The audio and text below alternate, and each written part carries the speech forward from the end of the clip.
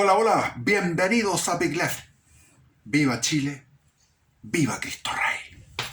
Aquí está, banderita chilena. Miren, hace no más de 20 minutos se me ocurrió un video y dije, lo voy a hacer, lo voy a hacer. Se me ocurrió esto y lo quiero, es una idea, es una analogía, una comparación. Es decir, voy a comparar a Carrera con O'Higgins y hacer lo mismo con José Antonio Cast con Pedro Pool. Ahora, todos sabemos que el padre de la patria es O'Higgins y la mayoría de los historiadores serios, dicen que O'Higgins era superior a Carrera. ¿Qué tenía O'Higgins? ¿Más inteligencia que Carrera? ¿Mejor discurso? No.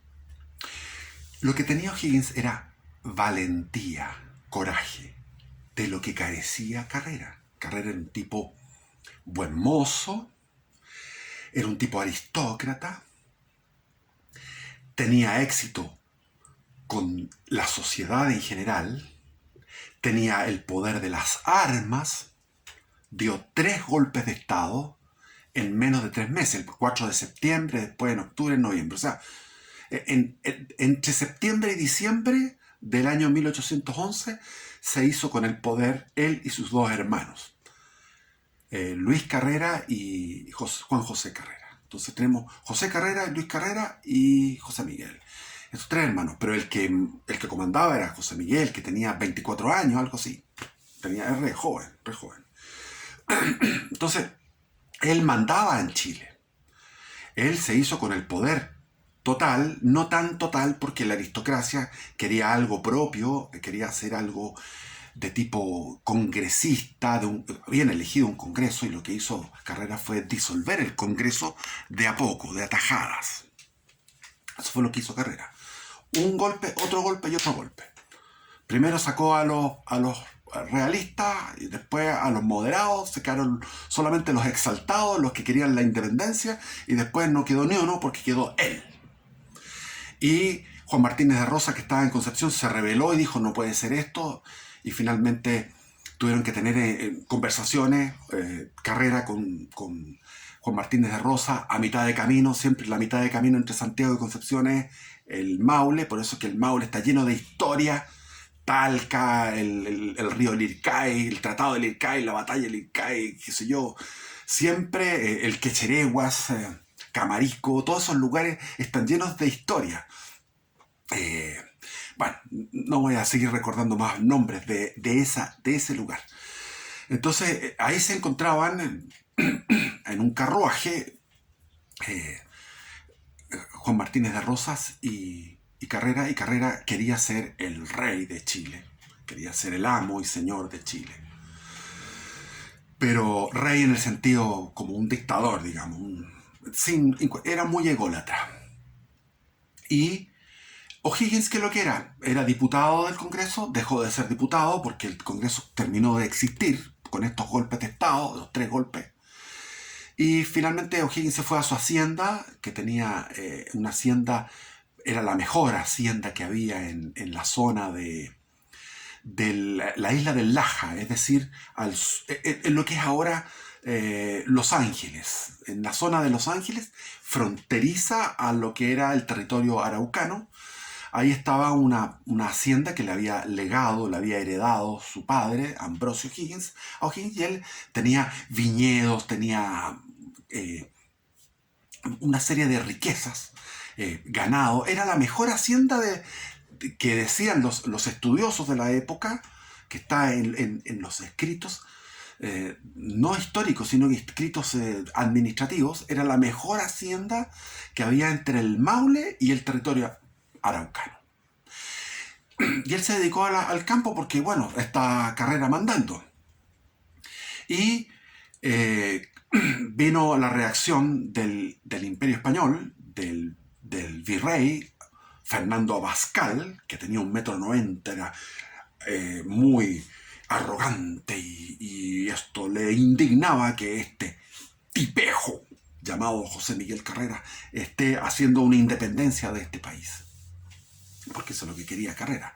Era un independista chilenista, era chilenista Carrera.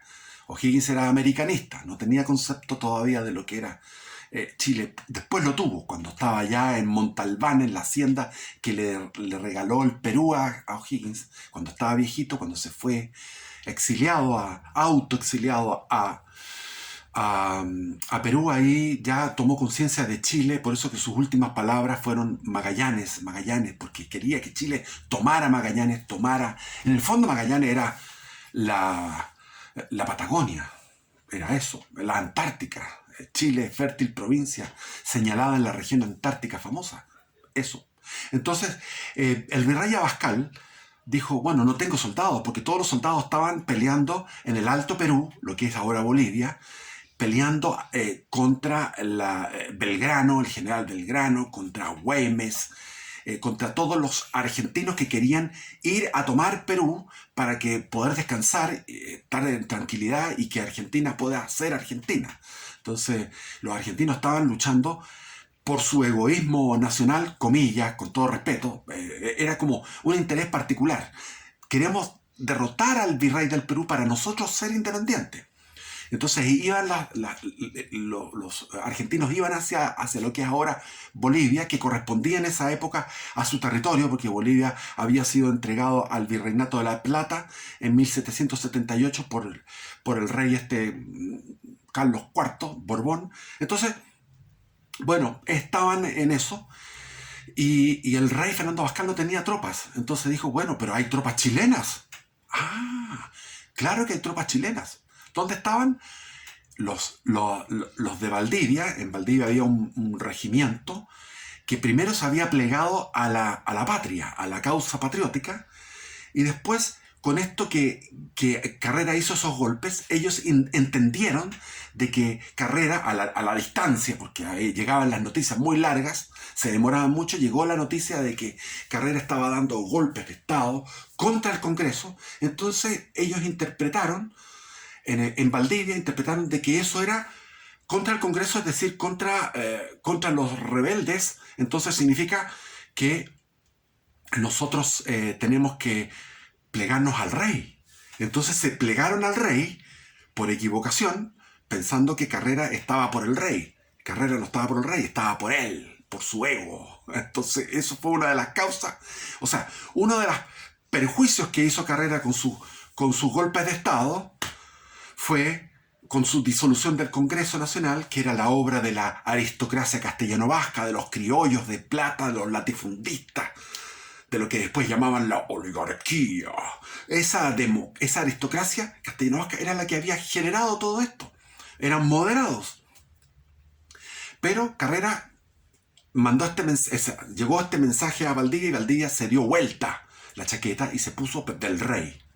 Y mandaron su correspondencia a Carrera como diciendo estamos con el rey, y mandaron su correspondencia a Fernando Abascal en Lima diciendo estamos con el rey. Y después estaba lo que era en la otra posesión española del rey, no española, porque en Chile no había una colonia. Nosotros no éramos colonia de España, éramos súbditos del rey, y este era el reino de Chile. Estábamos en igualdad de condiciones con Cataluña, con el País Vasco, con Castilla-La Mancha, Castilla-León, con Andalucía, con Extremadura, con Valencia, con Galicia, con Asturias. Éramos lo mismo. Todos los reinos de ultramar eran lo mismo que los reinos que estaban en la península ibérica, y lo mismo que Filipinas en el lejano oriente. Bueno, entonces en Chiloé existía todavía una fidelidad al rey, y esos eran un destacamento que estaba en Ancud y otro pequeñito en Castro. Entonces Fernando Abascal dijo, bueno, voy a mandar 3 buques con 50 instructores de artillería, 50 soldados de élite de artillería peruanos, ningún español, y voy a mandar sí a un español que era Antonio Pareja, que era un almirante, creo, era almirante, sí. Entonces llegó Antonio Pareja a Chiloé, y en Chiloé lo recibieron con grandes vítores, y él tomó posesión de la isla. La isla estaba, como digo, fiel al rey, y en ese momento se hizo una leva, un levantamiento de jóvenes chilotes, y esos jóvenes chilotes formaron un destacamento, un regimiento de 800 hombres, los entrenaron durante tiempo, y esto en Chile, o sea, en Santiago, que es donde estaban todos estos cuicos rebeldes, que estaban en pelea y en comidilla, en la politiquería, porque eh,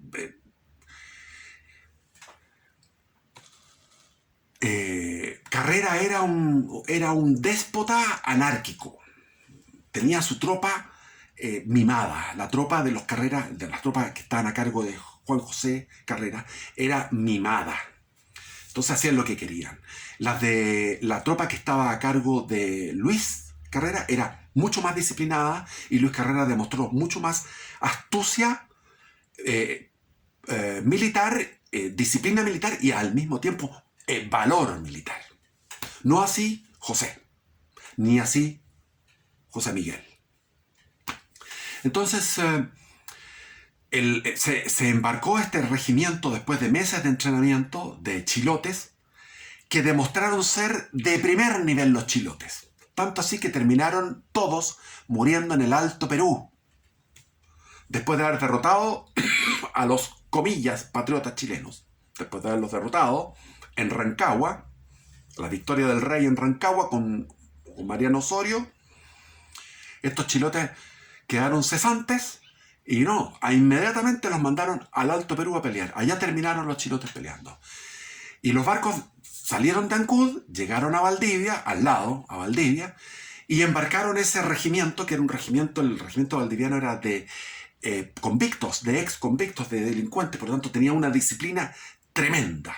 Y además de disciplinados, los valdivianos venían de distintas partes del reino de Perú, de distintas partes. Eran multirraciales, llamémoslo así, no cabe la idea, multilocales, de distintos lugares, porque no había ni raza ni nacionalidad, eran todos súbditos del rey. Y como eran delincuentes, tenían que tener una disciplina muy grande, y además eran aguerridos, porque los delincuentes son tipos valientes. Entonces, ese regimiento se unió al regimiento de Chiloé y llegó finalmente con 2000 hombres a la bahía de San Vicente, donde está ahora hay una playa, la Caleta Lenga, ahí, donde está la Caleta Lenga, y donde está la playa, que está ahora la CAP, la siderurgia, la empresa siderúrgica CAP, ahí, para atacar Talcahuano. Y fueron en actitud de guerrilla y llegaron a atacar Talcahuano, y Talcahuano fue tomado en forma rápida, y existía había un regimiento que estaba para vigilar esa zona, que recibía las órdenes de José Miguel Carrera, y era un regimiento, se me olvida el nombre del tipo, Berganza, no era Berganza, algo así. Bueno, el tipo tenía 800 hombres de línea, buena calidad de soldados, y tenía que enfrentarse a estos españoles, o sea, comillas, sigo con la misma cosa, ¿te fijas? Eso es la muletilla de los los españoles, a los chilenos del sur, a los chilotes y a los valdivianos, y tenía que enfrentarse a los chilotes y a los valdivianos. ¿Y sabe lo que hizo? No por cobardía, por convicción. Dijo, yo estoy cabreado con este José Miguel, con este hueveo, esta politiquería que hay en Santiago. Yo soy penquista y me pliego a la insurrección de los chilenos del sur. Entonces todo el regimiento pasó a integrarse al ejército realista, y entraron en Concepción con toda la población dando gritos y alabando esta llegada de este ejército salvador y liberador. Y el ejército, bueno, ¿qué es lo que tenía que hacer? El ejército realista, avanzar hacia Santiago. Y en Santiago estaba José Miguel, y dijo, ¡wow! Le vino ataque de nervios y empezó a reclutar gente como loco, y llegó a tener en Talca, se calcula que era como 10.000 hombres, puros milicianos que no sabían por qué estaban ahí, por qué estaban peleando, porque la causa de la independencia era una causa cuica, era una causa de los aristócratas. El pueblo no sabía por qué era esta cuestión. El pueblo chileno es bueno para la guerra y es un pueblo valiente que está demostrado en la guerra del Pacífico, en la guerra de la Confederación Peruviana, en todos los, y en la misma guerra civil del 91, en la masacre, entre la lucha, el enfrentamiento entre chilenos era tremendo. Pero ahora los chilenos era una guerra civil, donde estaban los realistas y estaban los llamados patriotas, y tenían que enfrentarse y el tipo no tenía nada. Y entonces él recolectó, porque tenía miedo, era muy miedoso, Carrera, tenía miedo a las balas, tenía miedo al enfrentamiento, es decir, nunca estuvo en la primera línea enfrentado al enemigo. Y cuando había muchas balas salía arrancando. Tenía miedo. Porque su cuerpo era muy valioso, porque él era un vanidoso, entonces se consideraba muy valioso. Cuando uno se ama de forma vanidosa, le da lata eso, de que le llegue un balazo, porque no.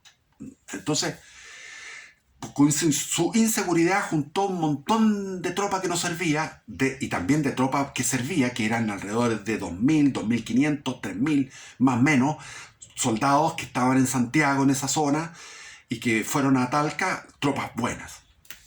Y resulta que los realistas iban avanzando, y se generaron las guerrillas realistas, gloriosas guerrillas. El Quintanilla, que luchó por el rey hasta el último, hasta arriar la bandera en Castro. Cuando se barrió la bandera del rey de España en Castro, fue el último lugar de todo el continente americano que se rindió. Y ese fue Antonio Quintanilla, guerrillero. Eleorraga era otro.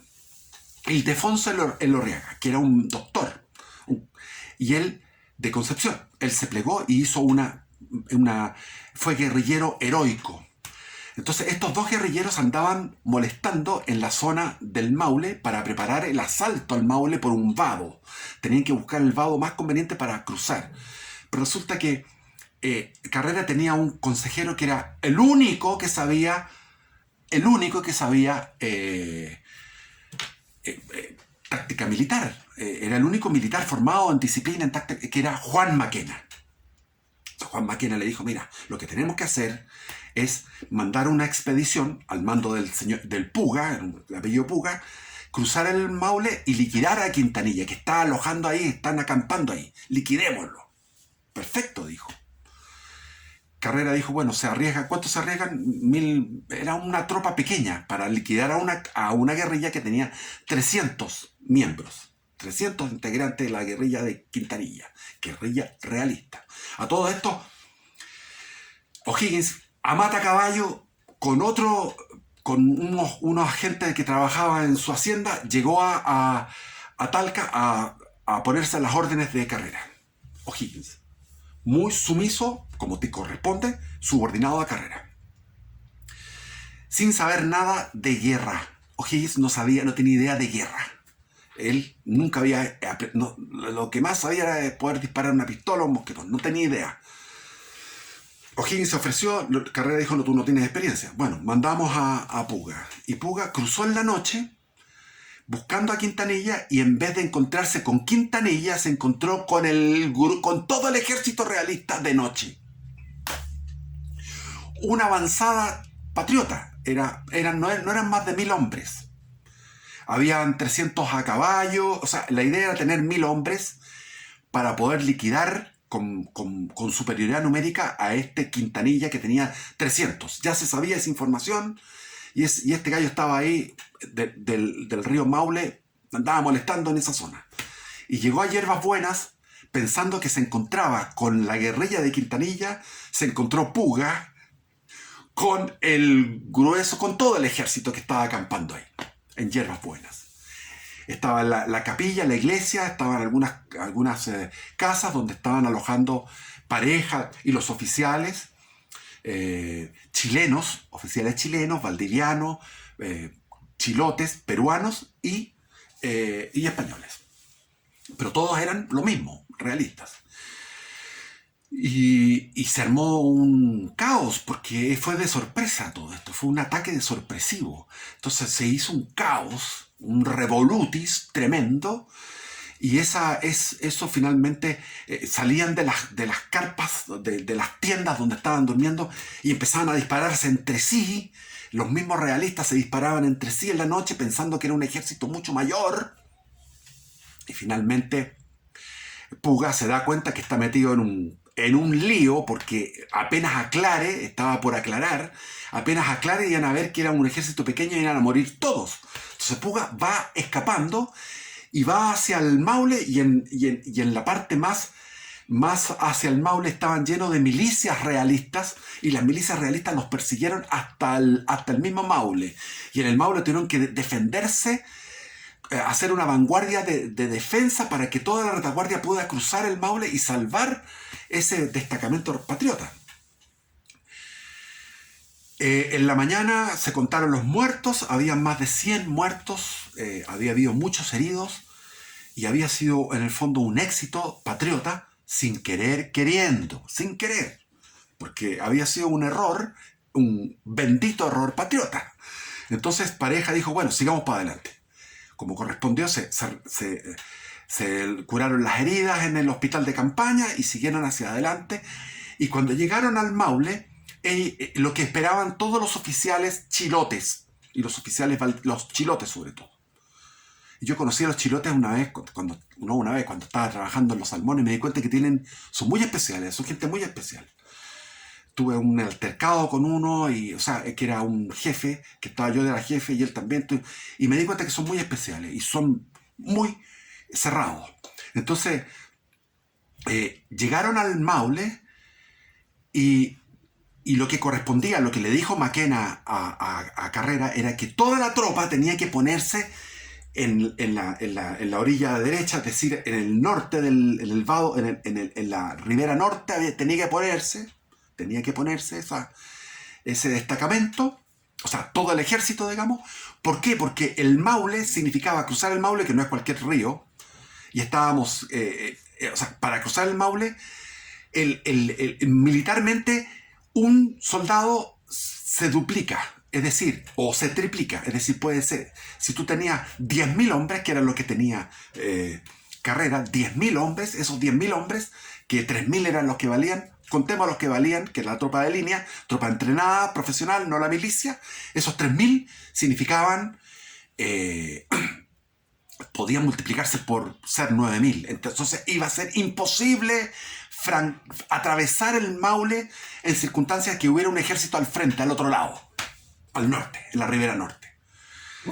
Pero ¿qué pasó? Que los oficiales chilotes dijeron, esto no me está pareciendo. Cállate, huevón. Cállate, estúpido. Los oficiales chilotes dijeron, esto no me parece. Porque ¿qué es lo que había sucedido? Que en el diálogo entre Maquena, que era el que sabía de técnica militar, de táctica militar, de estrategia, con Carrera llegó y dijo, no, yo no quiero estar ahí, me quiero ir no me siento seguro. Y se fue hacia el norte, dejó el Maule, dejó la línea defensiva del Maule, dejó Talca indefenso y se fue más al norte, a un campamento más al norte. O sea, un comportamiento irracional. Y ese comportamiento irracional por cobardía implicó que los oficiales chilotes dijeron, aquí hay un gato encerrado, aquí hay algo raro. Se supone que el ejército debería estar aquí en el Maule. ¿Y por qué se fue para el norte? Están esperando que nosotros crucemos el Maule y después nos van a atacar. Y al atacarnos, nosotros no vamos a poder retirarnos porque vamos a tener el Maule a nuestras espaldas. Eso es lo que está pensando Carrera. No estaba pensando eso, Carrera. Carrera estaba con miedo, simplemente. Con inseguridad. Siempre fue así. Hasta el final, hasta el desastre de Rancagua. Entonces, se rebelaron los oficiales del regimiento de Chiloé y dijeron, nosotros no vamos al norte, no pasamos al norte. Esta es una trampa. Y como estaba empezando a llover y venía el invierno, Antonio Pareja dijo, lo mejor que podemos hacer es ir a refugiarnos a Chillán. Y se fueron a refugiar a Chillán. Y en eso, cuando le comunican a Carrera que los realistas están yendo, retirándose hacia Chillán, él va y dice, ahora es la nuestra. Y va y lo va persiguiendo y van en marchas forzadas para atacar, a agarrarlo. Y cuando llegan a San Carlos, se agarran. A marcha forzada llegan y está en un día de lluvia tremendo. Y los valdivianos y los chilotes se pusieron en un lugar con 30 cañones, con fusileros de primera, y aguantaron el embate de 10.000 hombres. Pero a Carrera no se le ocurrió algo muy simple, que era cerrarle el paso. Era simplemente tenía 3 divisiones, 1 o 2 divisiones, mandarlas, enviarlas a cerrar el paso del río Ñuble e impedir de que Antonio Pareja con su gente se fueran a refugiar a Chillán, a la ciudad de Chillán. ¿Y qué pasó?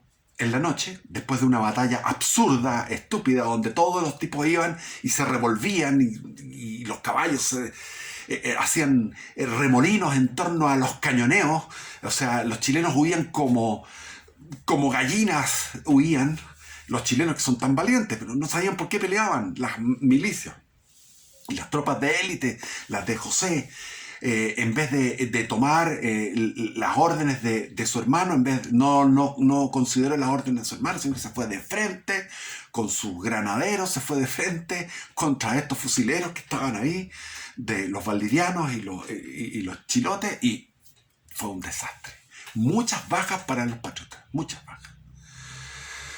Y de ahí, bueno, Carrera fue a ocupar Concepción, Talcahuano, cortó la retirada por el mar, también se ocupó Arauco, y lo que hizo fue, vamos a ir a hacer un sitio a Chillán.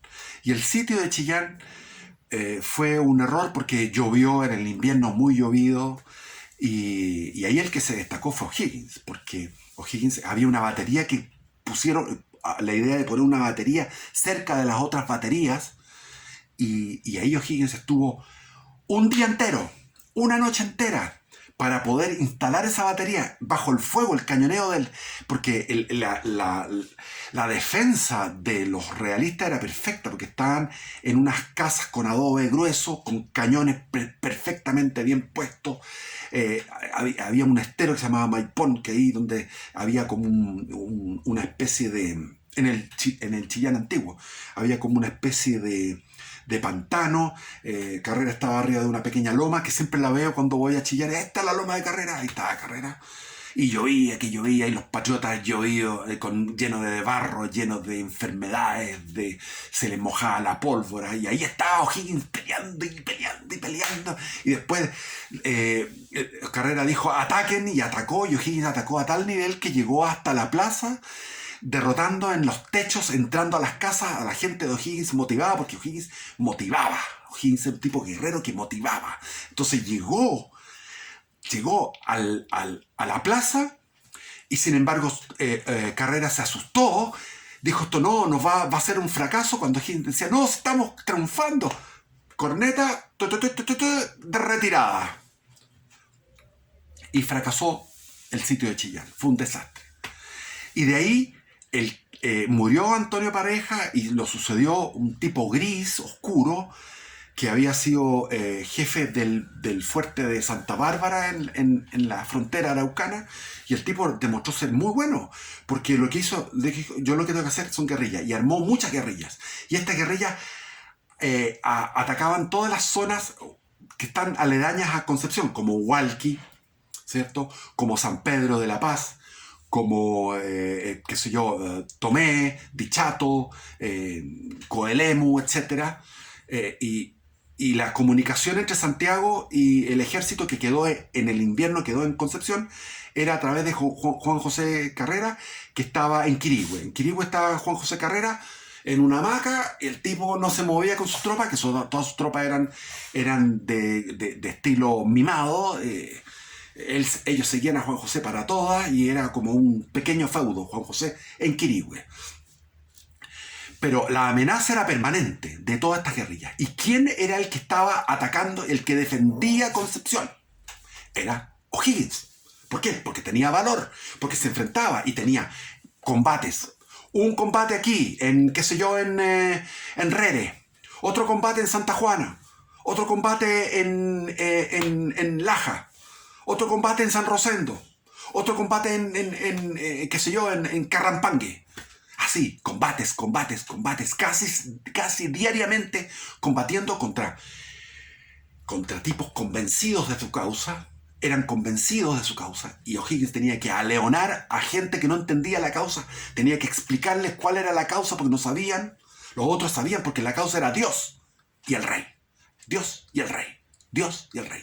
¿Quiénes eran los que la bobina, el motor de toda esta rebelión realista? Eran los franciscanos, el colegio de los hijos de caciques araucanos que habían heredado los franciscanos de la expulsión de los jesuitas. Los jesuitas habían fundado ese colegio, lo heredaron los franciscanos, que eran como segunda división. Los jesuitas eran primera división, los franciscanos, pero los franciscanos eran tremendos. Estaban ahí, estaban en Arauco, estaban en todo momento predicando que estos eran unos herejes, que estos estaban en contra de Dios y aleonando a las tropas. Y desde Chillán era desde ahí emergían, salían todos estos a hacer sus andanzas. Estas guerrillas volvían a Chillán, se reabastecían de municiones, se abastecían de chocolate, que tenían chocolate porque les había regalado el virrey a los franciscanos unos chocolates calentitos, y tenían los graneros en Chillán para hacer pan y para tomarse su trago de vino y seguir a la lucha. ¿Y quién paraba toda esa guerrilla? Bernardo O'Higgins. Freire.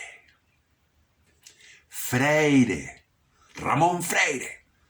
Bernardo O'Higgins. Los dos más valientes de la historia de la guerra. Por el lado patriota, porque por el lado realista tenemos a Quintanilla, a Ildefonso de Lorriaga, a Ordóñez. Tendría que revisarlo, pero son varios nombres. Estaríamos hablando de unos 20, 30 héroes tremendos del lado realista. ¿Y qué pasó? Que Carrera se quedó en Concepción. ¿Y qué es lo que hacía? Le gustaba la maestranza, entonces instaló una maestranza, instaló le gustaba arreglar los desperfectos, pero no era capaz de ir a la guerra, no era capaz de enfrentar al enemigo. Solamente había quedado traumado cuando la única vez que se atrevió fue para el sitio de Chillán, le había ido mal. Y en Santiago estaba la Junta que estaba Infante era el que mandaba la Junta. Entonces Infante mandaron a un cura, que era un cura de Talca, que era un cura patriota, para que fuera a convencer con una orden de la Junta de Santiago. Infante le decía: usted tiene que dejar el alto mando del ejército porque tenemos problemas aquí. O sea, el que fue a hacer eso fue Juan Maquena, que tuvo que salir en un bote con una sábana, en una especie de balsa con una sábana, que para poder que el viento sur lo llevara, salió de Talcahuano y llegó a lo que se llamaba en esa época Nueva Bilbao, que era Constitución, y de Constitución llegar a Talca para decir y reclamar de que José Miguel Carrera no estaba haciendo nada, se dedicaba a la fiesta y estaba ahí metido en sus cosas, y el único que estaba haciendo esto era Freire y O'Higgins. Entonces le pidieron que dejara el mando, y se demoró meses. No, yo no voy a dejar el mando, sé que hay meses. Y mientras más se demoraba Carrera en dejar el mando, los realistas tomaban cada vez más posiciones más cerca de Concepción. O'Higgins ya no podía parar toda esta tremenda avalancha de hechos de guerrilla, y el virrey Abascal dice: voy a mandar refuerzos, y mandó a Gainza con refuerzos, que eran pocos, pero llegaron esos refuerzos a Arauco, porque Arauco era el lugar de la costa, donde está el fuerte de Arauco, donde está la ciudad de Arauco ahora, donde estaba el fuerte de Arauco, en el Golfo de Arauco, frente a la isla Santa María. Ahí llegó Gaínza y encontró a Ildefonso Elorriaga en Harapos, y a toda la tropa en Harapos. Le vino compasión por este héroe y le convidó una casaca de los que están en casaca marina, de los marineros, una casaca de marinero. Se puso Ildefonso y se vistió como marinero, y así sus hombres, porque fue la compasión, la pena grande de cómo estaban vestidos y cómo estaban hambreados y faltos de munición los guerrilleros realistas. Entonces en Arauco, Gaínza dice: ahora me voy a tomar Chillán, y con las tropas que están en Chillán avanzo hacia Santiago, y este huevón del Carrera está ahí metido en Concepción y lo voy a pasar de largo. Y en ese momento llega la noticia y Carrera finalmente ya dice, ya habían pasado meses, dice: ya, entrego mi mando. ¿Y quién era el encargado? ¿A quién pusieron al mando del ejército? A O'Higgins. O'Higgins lo pusieron. Y O'Higgins se encontró con un ejército desmoralizado, sin municiones, sin mal. Y no todo culpa de Carrera, obviamente, pero los que estaban ahí estuvieron y tuvo que salir por lo que es ahora el camino cuando ustedes van saliendo de Concepción, por donde está Collao, hacia la Florida, hacia Quillón, por ese camino antiguo que va por el río Andalién. Por ahí era el camino que iba hacia el norte, y por ahí se fue O'Higgins con toda su tropa, los arengó y dijo: vamos para adelante, y se fue con su tropa, con las guerrillas por el frente, con las guerrillas por los dos lados, por el sur, atacando, por ejemplo, los bueyes, las carretas de bueyes que llevaban comida, llevaban municiones, eran atacadas por la guerrilla. En la noche no los dejaban dormir, y cuando llegaron al Kilo, en un lugar del Kilo, las guerrillas se pusieron para quitarles el paso en lo alto, en una posición defensiva, y O'Higgins, cansado con todo esto, dijo: ya, a atacar, y atacó con todo: o vivir con honor o morir con gloria, el que sea valiente que me siga. Y él se fue adelante de la tropa y atacaron en el Kilo y vencieron a las dos guerrillas que estaban ahí, que eran unos 600 hombres que estaban en el Kilo, para poder llegar al Membrillar, que en el Membrillar estaba Juan Matequena con toda la tropa que era de Juan José, que estaba en Quirihue. Hizo una construcción defensiva en el Membrillar, que es un lugar que está a orillas del río Itata. Y O'Higgins, entre medio de todo eso, eran bosques nativos. Entonces, por los bosques nativos en la cordillera de la costa, tratando de encontrar el vado para poder llegar a encontrarse con Juan Maquena. Y Gaínza tomó malas decisiones, no era buena estratega.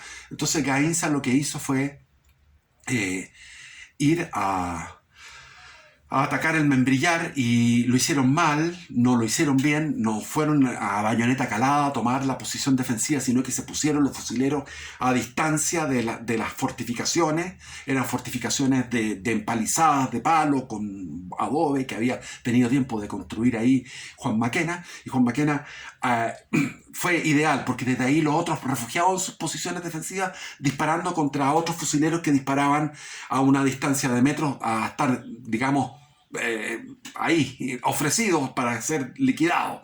Fue una tontera de Gaínza. Gaínza no era un buen general. Se me olvidó también en la batalla del Roble, el combate del Roble, donde Carrera escapó por el río a buscar refuerzos de su hermano, y el que quedó ahí en una cureña, en un cañón, defendiendo, fue O'Higgins. Eso fue anterior, el combate del Roble, antes de que llegara Gaínza. Entonces Gaínza falló en el Kilo, falló en el Membrillar, y no le quedó otra que ir a marchas forzadas a tratar de conquistar Santiago y ganarle la carrera hacia Santiago. ¿Y quién iba en esa motivación? O'Higgins. Y O'Higgins iba con retraso de unos 30-40 kilómetros, es decir, un día de marcha, y redoblaba los esfuerzos con tropa cansada para poder ir cruzando todos los ríos. Cuando O'Higgins cruza el Archibueno, iba recién en el Archibueno, en la zona de Linares, Gainza ya estaba cruzando el río Maule y se instalaba en Talca, y O'Higgins: no vamos a descansar. En la noche seguían caminando, marchas forzadas, llegaron al Maule, y el Maule estaba protegido en el vado principal que da hacia Talca, por el lado donde está el Camino del Rey, donde está ahora la Ruta 5. Eso estaba protegido. Entonces O'Higgins se va por el lado de la cordillera, busca un vado, cruzan en la noche con un río crecido, un río que había estado era ya la primavera, un río caudaloso. Cruzaron durante la noche y siguieron caminando por un sendero que había por la precordillera, lleno de piedras, lleno de obstáculos, y de repente Gainza pesca sus tropas: vamos a tomar Santiago, tenemos el camino despejado. Y cuando va llegando a Quechereguas, cuando ustedes anden por la Ruta 5, atentos, cuando vengan del sur hacia el norte o del norte hacia el sur, pasando Talca, van a ver el río Lircay, y después del río Lircay viene Quechereguas, la hacienda de Quechereguas, donde O'Higgins se había criado, había estado de niño en Quechereguas. Y él llegó a esa hacienda, que la conocía, y levantó empalizadas todas las casas de la hacienda con cañones. Alcanzaron a hacer trincheras, y en esto Gainza no puede creerlo. Digo: ¡wow! Me encuentro con O'Higgins en Quechereguas, weón. O'Higgins estaba frenando el paso de los realistas para llegar a Santiago, y se producen distintos combates ahí. Bueno, ¿qué pasó? O'Higgins logró frenar a eso, y se vino al famoso tratado de Lircay, en el río Lircay, en una casa ahí. Empezaron a conversaciones, y la idea de que se comprometieron los realistas a huir, o sea, a abandonar Chile, y firmaron eso. Le llegó el texto a Fernando Abascal, dijo: esto es inaudito. Rompió, dijo: órdenes, no abandonen nada de nada. Entonces Gainza dijo: ya, ok, no nos abandonamos. Se quedaron en Chillán. ¿Y qué quedaron haciendo los realistas? Trabajando en construir fuerza militar. Chilenos, solamente chilenos. Tanto que el ejército que después triunfó, que era el ejército al mando de Osorio, solamente el 10%, o sea, 500 eran españoles. 500 de los 5.000, 500 eran del regimiento Talavera, eran españoles.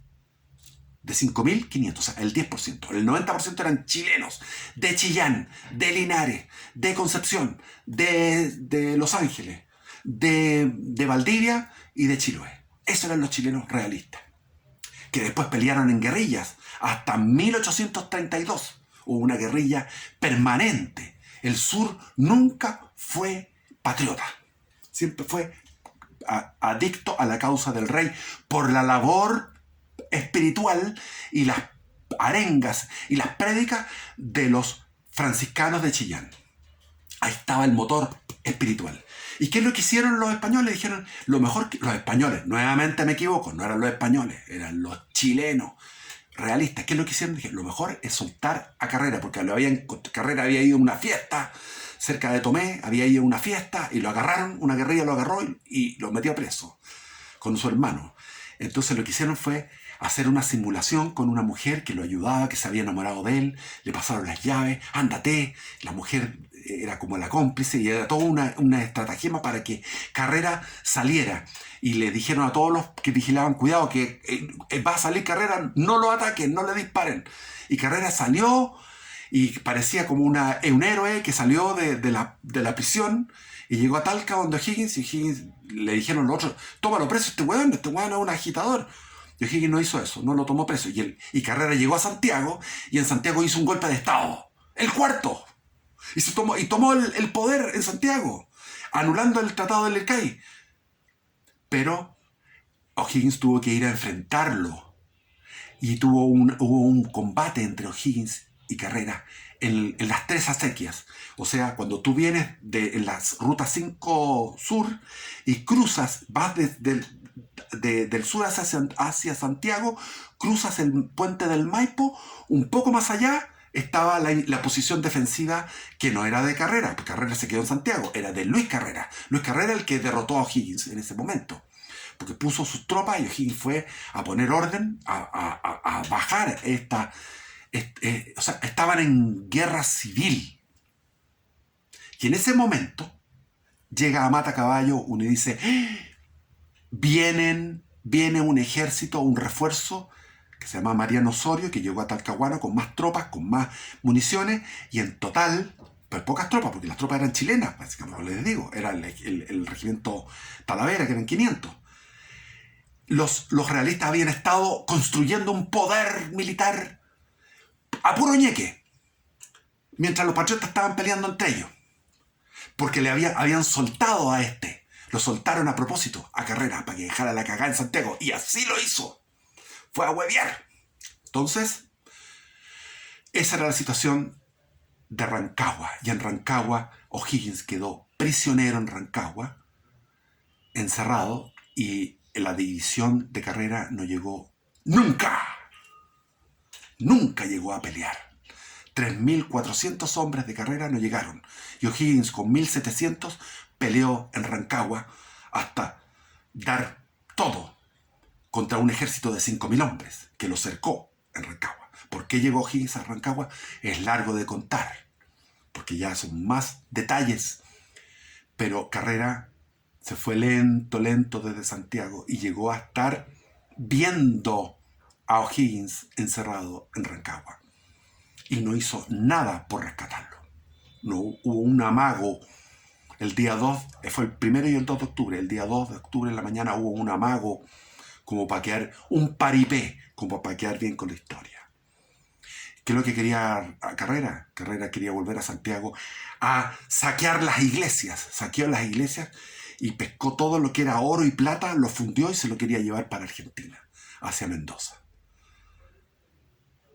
Y llegó a Argentina diciendo, yo soy el que mando aquí. Y San Martín, que era el gobernador de Cuyo, le dijo, no, weón, yo mando aquí.